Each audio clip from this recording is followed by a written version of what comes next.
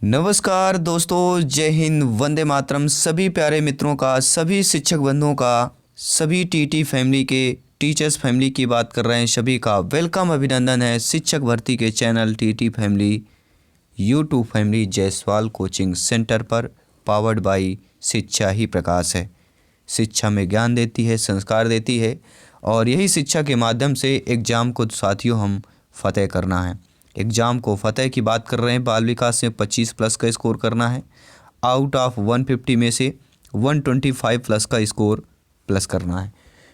और इसमें दोस्तों बाल विकास, शिक्षा शास्त्र, चाइल्ड डेवलपमेंट एंड पेडागोजी की ये क्लास नंबर 35 है।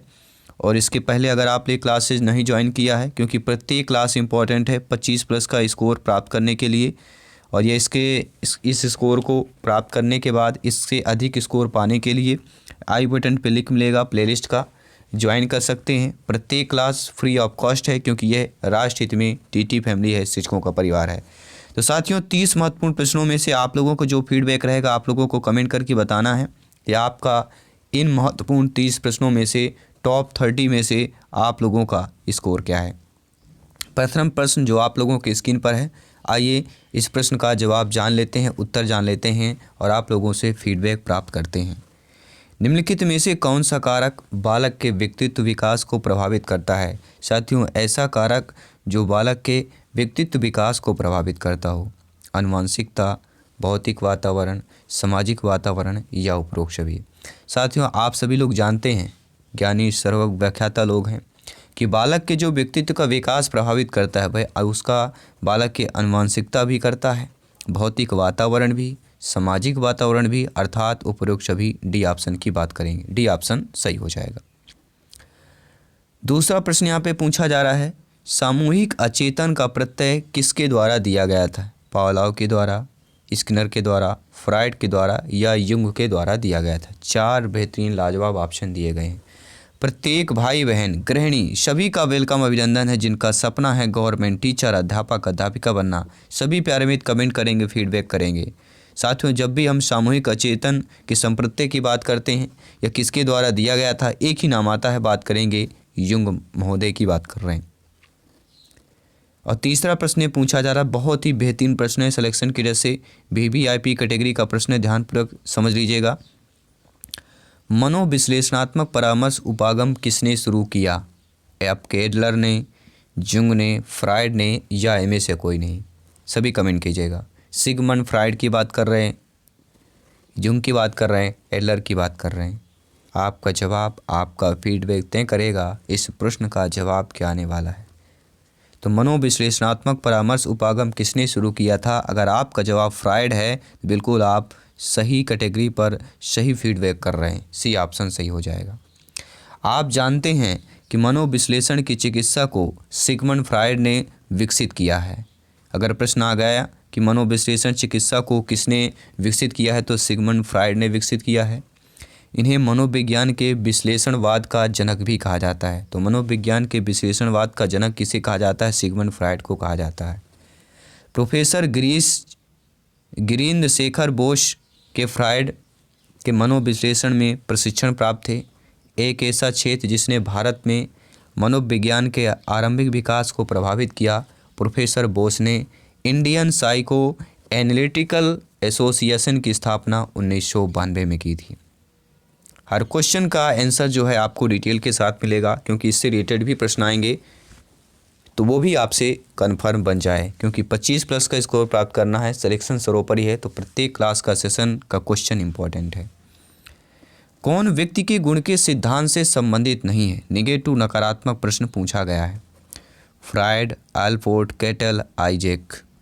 सभी लोग जानते हैं कि गुण सिद्धांत से संबंधित जब भी बात की जाती है तो फ्राइड का नाम नहीं आएगा, आल्पोर्ट, कैटल और आइजैक कहा जाएगा। लेकिन फ्राइड का व्यक्तित्व गुण से सिद्धांत से कोई संबंध नहीं है, क्योंकि व्यक्तित्व किसी व्यक्ति के चरित्र के विभिन्न पहलुओं जैसे उसकी रुचि, व्यवहार, अनुभूति आदि को संदर्भित करता है।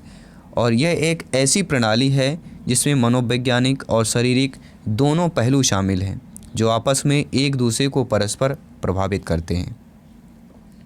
पांचवा प्रश्न जो बहुत ही अच्छा प्रश्न पूछा गया है और आप लोगों का फीडबैक का इंतज़ार है। इस प्रश्न पर आप लोगों का फीडबैक क्या आता है कि एक 5 वर्ष के बालक में अपने पिता की अपेक्षा माता के प्रति अत्यधिक प्रेम की भावना विकसित हो जाती है, तो बालक के व्यवहार में होने वाले इस परिवर्तन को फ्रायड द्वारा क्या नाम दिया गया? परा अहम, नर्सिसिम, ओपिड, ओडिपस कॉम्प्लेक्स या इलेक्ट्रा कॉम्प्लेक्स। आप लोग ओडिपस और इलेक्ट्रा कॉम्प्लेक्स से ज़रूर परिचित होंगे। अगर नहीं परिचित हैं तो हम इसका डिटेल के साथ चर्चा भी करेंगे, जो एग्ज़ाम के लिए बहुत ही महत्वपूर्ण है। तो इस प्रश्न का जवाब क्या आएगा, क्योंकि यहाँ पे प्रश्न क्या पूछा गया है, एक 5 वर्ष के बालक ने अपने पिता की अपेक्षा माता के प्रति अत्यधिक प्रेम की भावना विकसित हो जाती है। तो बालक यह जो व्यवहार है, इस परिवर्तन को फ्रायड ने क्या नाम दिया है? तो इसको फ्रायड ने ओडिपस कॉम्प्लेक्स का नाम दिया है। आई होप आप लोग अच्छे तरीके से समझ चुके होंगे, क्योंकि साथियों सभी लोग जानते हैं साइकोएनालिसिस के संस्थापक सिगमंड फ्रायड 1856 टू 1939 ने गहन मनोविज्ञान में बड़ी संख्या में योगदान दिया, जिसके बीच ओडिपस परिसर अचेतन कामुकता पर उनके सिद्धांत के स्तंभों में से के रूप में खड़ा था।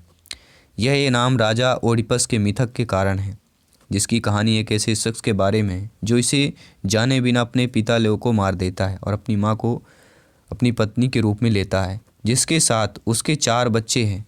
जब उसे पता चला कि उसने क्या किया है तो उसने अपनी आंखें हटा दी और खुद को थेब्स से निर्वासित कर दिया, अर्थात जिस देश का वह राजा था उससे अपने आप को निर्वासित कर दिया। तो ये कहानी थी इसके बारे में।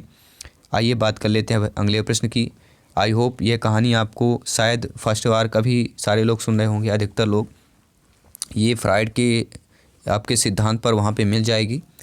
किसके अनुसार इदम, अहम तथा पराहम व्यक्तित्व के 3 घटक हैं? वंडरा, युंग, एडलर, फ्रायड। देखिए, कहानी के माध्यम से हमने समझाने का एक ही तात्पर्य था कि जो ये कहानी आपने आज पढ़ा होगा ये आपको नहीं भूलने वाला है, चाहे एग्जाम टाइम हो चाहे कभी भी। ये आने वाले 8 से 10 साल आप लोग नहीं भूल पाएंगे। तो किसके अनुसार इदम, अहम तथा परहम व्यक्तित्व के 3 घटक हैं? सभी लोग जानते हैं, हम फ्रायड की बात कर रहे हैं। फ्रायड के अनुसार व्यक्तित्व जो है का गत्यात्मक पक्ष 3 अवस्थाओं द्वारा होता है। एक इदम, अहम यानी ईगो, परहम यानी सुपर ईगो। ये 3 घटक सुसंगठित कार्य करते हैं, जो व्यक्ति को समायोजित कहा जाता है, और इनसे संघर्ष की स्थिति होने की व्यक्ति जो है असमयोजित हो जाता है। अगर इदम की बात करें, यह इदम ये काफ़ी बार पूछा गया है कि इदम या जन्म कैसी प्रकृति है? तो इदम क्या होती है? एक जन्मजात प्रकृति होती है। इसमें वासनाएं और दमित इच्छाएं होती हैं। यह तत्काल सुख व संतुष्ट पाना चाहता है, अतः पूर्णतः अचेतन में कार्य करता है, और यह पाशुकता का प्रतीक है। दूसरा है आपका अहम और ईगो की बात करेंगे। यह सामाजिक मान्यताओं और परंपराओं के अनुरूप कार्य करने की प्रेरणा देता है। यह संस्कार, आदर्श, त्याग, बलिदान के लिए तैयार करता है। यह देवत्व का प्रतीक है। तो अहम जो ईगो होता है वह किसका प्रतीक है? देवत्व का प्रतीक है। परा अहम, जिसे हम सुपर ईगो कहते हैं, यह इदम और परम अहम के बीच संघर्ष के मध्यस्थता करते हुए इन्हें जीवन की वास्तविकता से जोड़ता है। अहम मानवता का प्रतीक है, जिसका संबंध वास्तविक जगत से है। जिसमें अहम दृढ़ व क्रियाशील होता है, वह व्यक्ति समायोजन में सफल रहता है। और फ्रायड ने व्यक्तित्व संबंधी विचारों को मनोलैंगिक विकास का सिद्धांत भी कहा जाता है, और इसे फ्रायड ने 5 अवस्थाओं में बांटा है। पहली अवस्था है मौखिक अवस्था, ओरल स्टेज, जन्म से लेके 1 वर्ष तक का। दूसरा होता है गुदा, एनल स्टेज, 2 से लेके 3 वर्ष तक होता है। लैंगिक अवस्था, ये होता है साथियों आपके 4 से लेके 5 वर्ष तक की अवस्था। सुषुप्ता अवस्था जो होती है, ये अवस्था होती 6 से लेके 12 वर्ष तक की अवस्था। और जनिक जो अवस्था होती है, जेंटल स्टेज जो होता है, वह होता है 12 से लेके 20 तक। ये सिगमंड फ्रायड के जो 5 अवस्थाओं में बांटा है सिद्धांत को, ये आप लोग देख सकते हैं। बात करेंगे अगले प्रश्न की। निम्नलिखित में से कौन जो है व्यक्तित्व का प्रक्षेपी परीक्षण नहीं है? रोरसा द्याही धब्बा परीक्षण, TAT हो गया, शब्द साहचर्य परीक्षण। ये तीनों साथियों व्यक्तित्व का प्रक्षेपी प्रक्षेपण है। लेकिन 16 PF जो परीक्षण है, ये व्यक्तित्व का प्रक्षेपी परीक्षण पर नहीं आता है। बात करेंगे 16 PF परीक्षण की, तो फैक्टोरियल व्यक्तित्व प्रश्नावली, यह 16 व्यक्तित्व कारकों का परीक्षण, जिसे 16 PF भी कहा जाता है, मूल रूप से मनोवैज्ञानिक रेमंड कैटेल द्वारा यह बनाया गया है।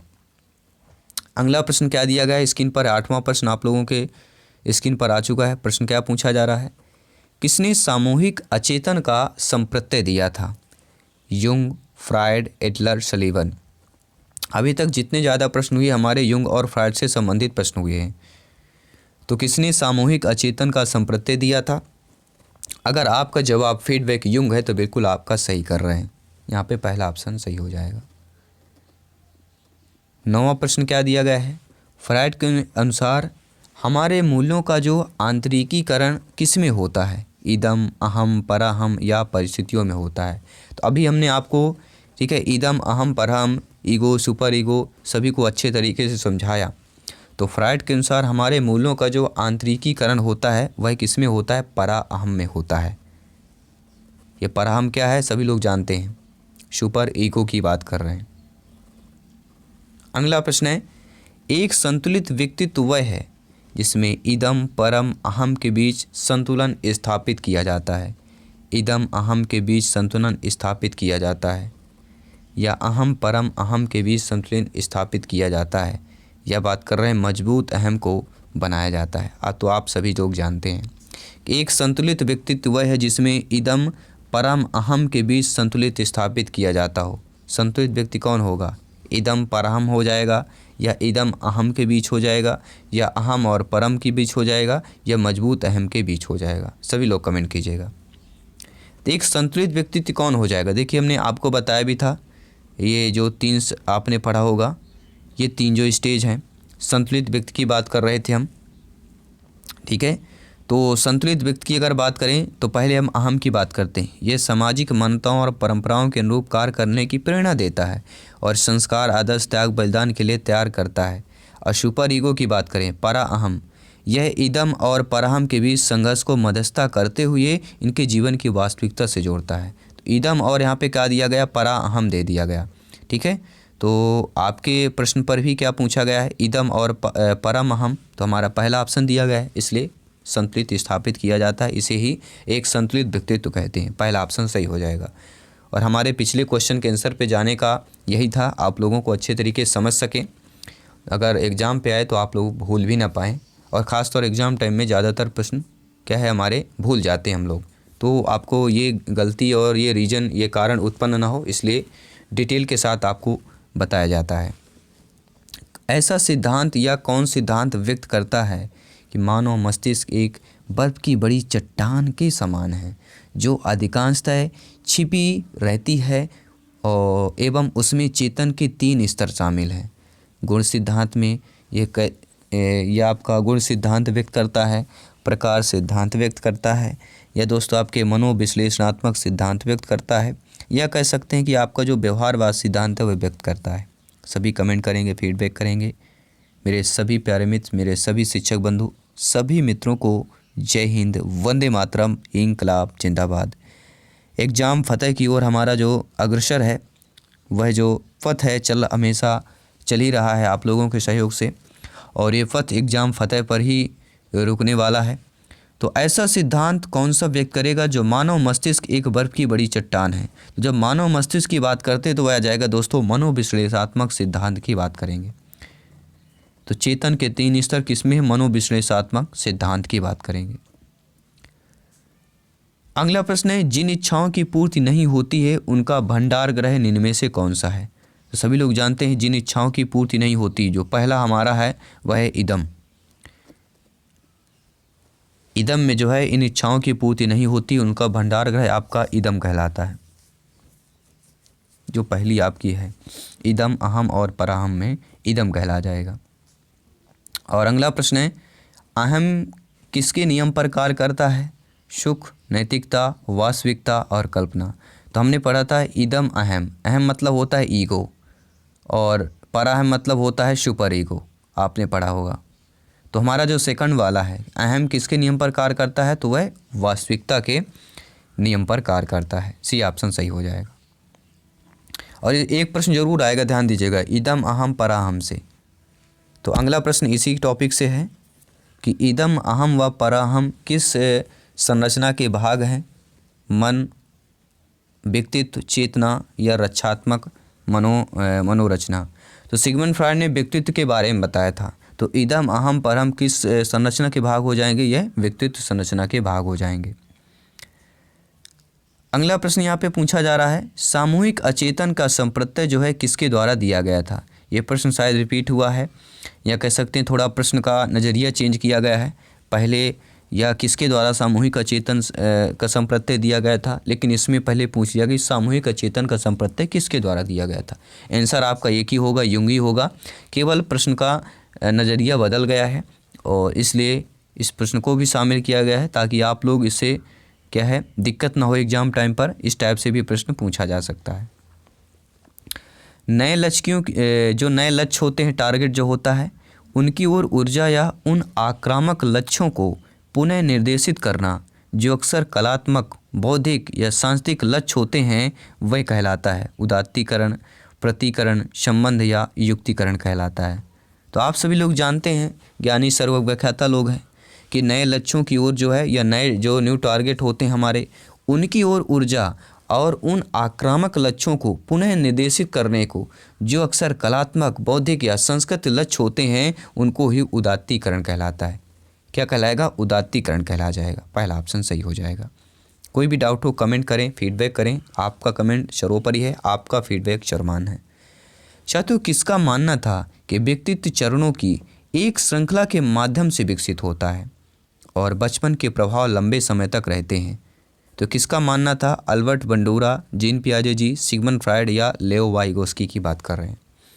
तो साथियों, सिगमंड फ्रायड का मानना था कि व्यक्तित्व जो है चरणों की एक श्रृंखला के माध्यम से विकसित होती है और बचपन के प्रभाव लंबे समय तक रहते हैं।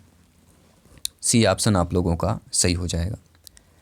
अगला प्रश्न है, मनोलैंगिक विकास सिद्धांत के अनुसार निम्नलिखित में से अवस्थाओं में से किसके निर्धारण या आपका फिक्सेशन से निर्भरता में जो है सुधार होता है? प्रश्न को समझिएगा, बहुत ही अच्छा प्रश्न है। मनोलैंगिक विकास के सिद्धांत के अनुसार इनमें से जो है इन अवस्थाओं में से किसके निर्धारण में, निर्भरता में सुधार होता है? गुदा एनल, मौखिक ओरल, सुषुप्ता लेटेसी, लैंगिक फेलिक। तो मनोलैंगिक विकास में अगर पूछा जाए किसके निर्धारण या आपका फिक्सेशन में से निर्भरता में सुधार होगा, वह होगा मौखिक और ओरल की बात करेंगे। अगला प्रश्न है, फ्रायड ने किस पद का उपयोग मन की संरचना के अपने सिद्धांत का वर्णन करने के लिए किया है? चेतना, आइसबर्ग, लिबिडो या लैंडस्केप। आप सभी जानते हैं कि फ्रायड ने जिस पद का उपयोग मन की संरचना अपने सिद्धांत का वर्णन किया है, वह पद आपका आइसबर्ग हो जाएगा। नोट कर लीजिए, सी टेट, यूपी टेट में और एमपी टेट में आया हुआ प्रश्न है। ध्यानपूर्वक प्रत्येक प्रश्न को अटेंड करें, क्योंकि प्रत्येक प्रश्न इंपॉर्टेंट है सिलेक्शन की दृष्टि से। अगला प्रश्न है, मनोलैंगिक विकास की फ्रायडियन अवस्था को क्या कहा जाता है, जिसमें बच्चों की सोच के लिए प्रशिक्षित किया जाता हो? अव्यक्तित अवस्था लेंटेसी की बात कर रहे हैं, लिंग प्रधान अवस्था फेलिक, मुखावस्था या गुदावस्था एनल की बात कर रहे हैं।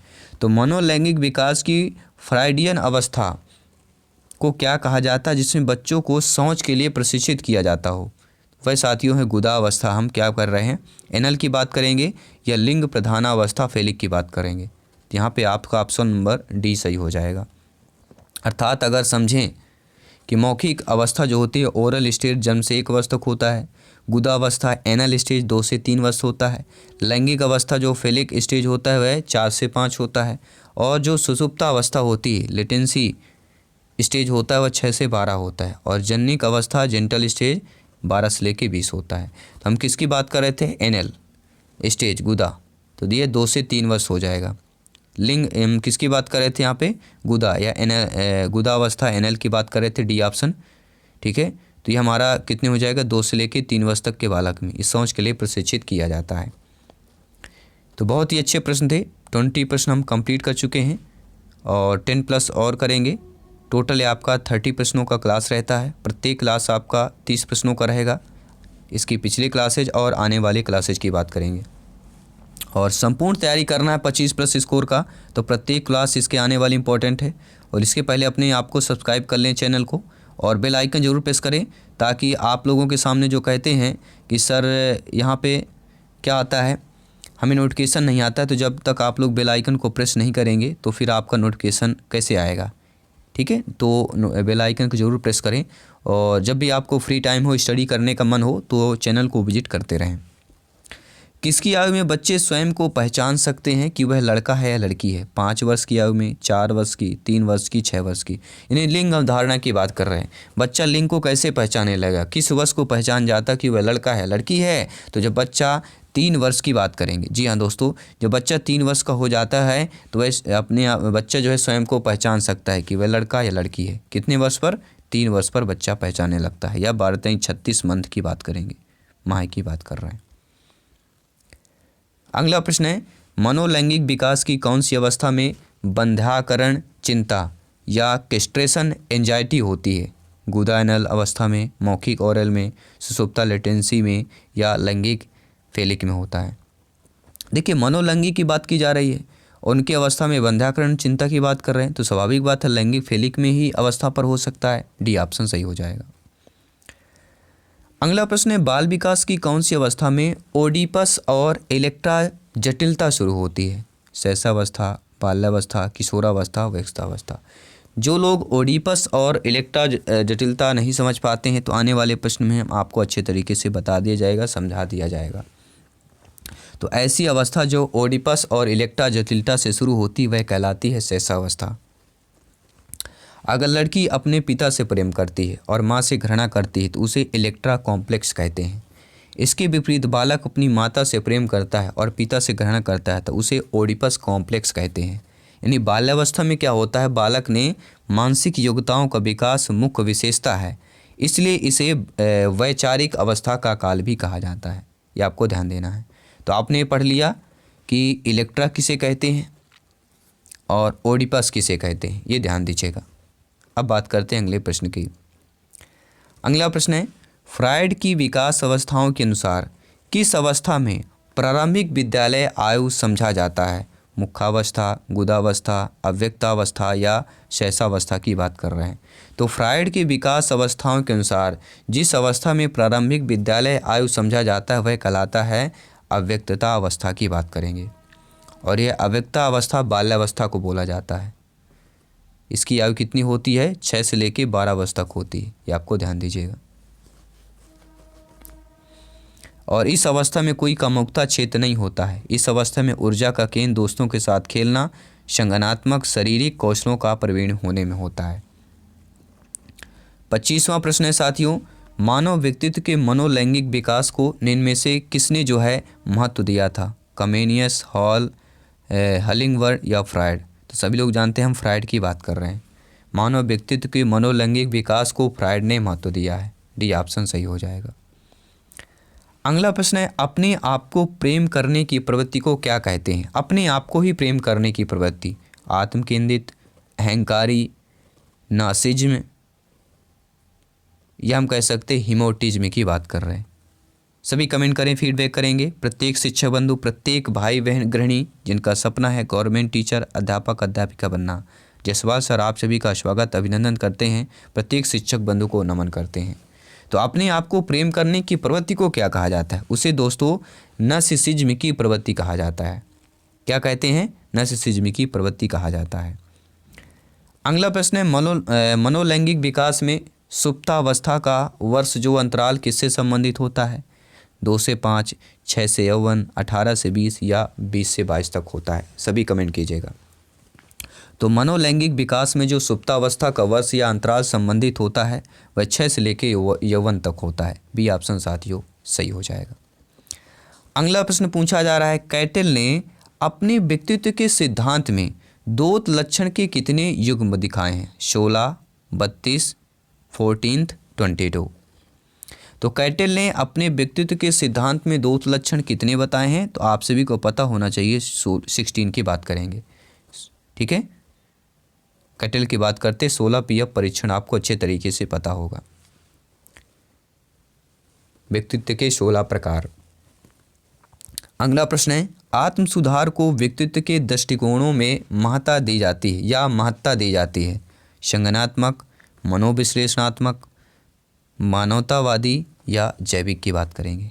आप सभी लोग जानते हैं, समझते हैं, आप ज्ञानी सर्वज्ञ व्याख्याता लोग हैं कि आत्म सुधार को व्यक्तित्व के दृष्टिकोण में जो महत्ता दी जाती है वह मानवतावादी दी जाती है। क्योंकि आत्म सुधार के व्यक्तित्व के दृष्टिकोण की बात कर रहे हैं, तो आत्म सुधार यानी स्वयं के सुधार का जो व्यक्तित्व का दृष्टिकोण होता है उसे ही क्या कहते हैं, मानववादी कहा जाता है।